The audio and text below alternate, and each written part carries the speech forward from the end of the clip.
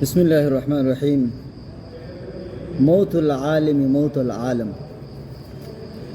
এজন আলিমৰ মৃত্যু বিশ্বৰ মৃত্যুৰ নিচিনাই, এটা জগত মৰি যোৱাৰ নিচিনাই হয়। বন্ধুসকল, আজি আমি অতি আৱেগৰ সৈতে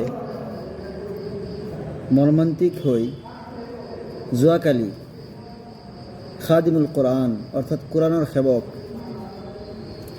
জামিয়া ইসলামিয়া ইশাতুল উলুম মাদ্ৰাসাৰ প্ৰতিষ্ঠাপক মৌলানা গোলাম মোহাম্মদ উস্তানী সাহেবক হেৰুৱালোঁ। তেওঁ এজন অসাধাৰণ ব্যক্তিত্বৰ গৰাকী আছিল। গোটেই জীৱনটো তেখেতে কোৰআনৰ সেৱা আগবঢ়াই নিজৰ ইছলামিক এডুকেশ্যন,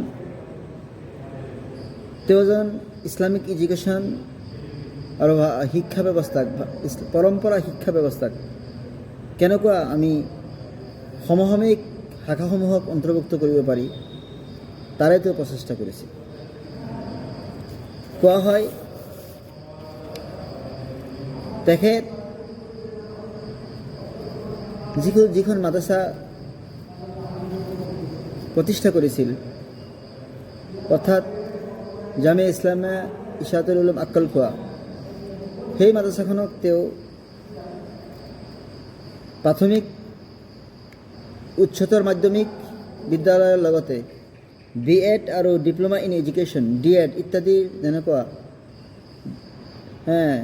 অভিযান্ত্ৰিক, ফাৰ্মাচী ইত্যাদিৰ দৰে পেছাদাৰী পাঠ্যক্ৰম তেওঁ আগবঢ়াইছিল।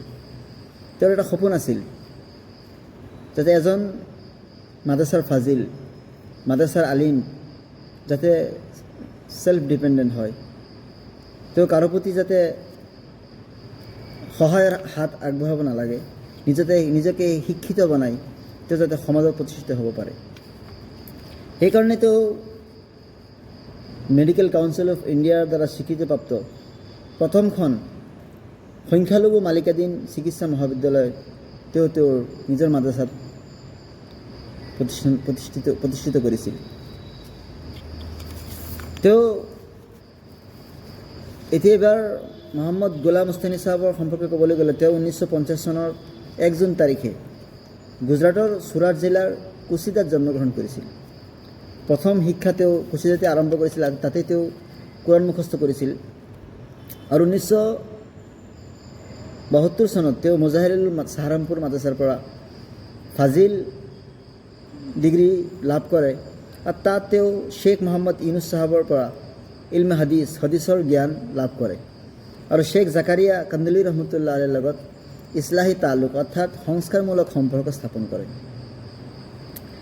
তেওঁ দাৰুল উলুম দেওবন্দ সেই মাদ্ৰাছাৰ উপাচাৰ্য পদতো তেওঁ অলংকৃত আছিল।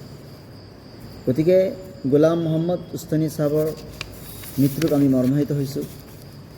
আমি দোৱা কৰোঁ আল্লাহ তেখেতক যাতে মাফ কৰে আৰু জান্নাতৰ উচ্চ শিখৰতে তেখেতক স্থান দিয়ে, লগতে তেওঁৰ পৰিয়ালবৰ্গত যাতে সবৰে জমিল আতা কৰে আৰু আমি যাতে তেওঁৰ পদাংক অনুসৰণ কৰি তেওঁ যেনেকুৱা বহুত প্ৰতিভাৰ গৰাকী আছিল, উম্মতৰ কাৰণে তেওঁৰ যিটো অন্তৰত যিটো দৰ্দ আছিল, যিটো দুখ আছিল, সেইটো যাতে সেইবিলাক যাতে সেই তেওঁৰ অনুপ্ৰেৰণা আমি যাতে গ্ৰহণ কৰোঁ আৰু তেওঁৰ দ্বাৰা যাতে আমিও আমাৰ জীৱনবিলাক উপকৃত কৰিব পাৰোঁ, সেয়ে আল্লাহৰ ওচৰত প্ৰাৰ্থনা কৰিছোঁ।